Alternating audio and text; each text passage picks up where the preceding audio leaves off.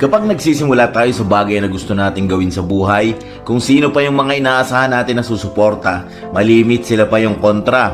Kung sino pa yung malalapit nating kamag-anak at kapamilya, sila pa yung unang magsasabi na wag mo nang ituloy yan. Anong mapapala mo dyan? Nagsasayang ka lang ng panahon, hindi ka magtatagumpay dyan. Na parang mas takot pa sila sa maaaring mangyari kaysa sa sarili mong katawan. Na parang mas alam pa nila yung dapat gawin, na kahit hindi mo hinihingi ang kanilang opinyon, papakialaman ka. Na dapat ganito ang gawin mo, sundan mo ang yapak ng kuya mo, ng ate mo, ng titi mo, dyan ka uunlad.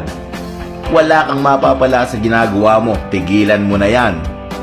At sa pagpapatuloy mo sa pag-abot ng iyong pangarap, ng bagay na gusto mong gawin, along the way, makakatagpo ka ng mga tao na akala mo mga totoo mong kaibigan. Nasasamahan ka sa panahon ng tagumpay at kaalwanan.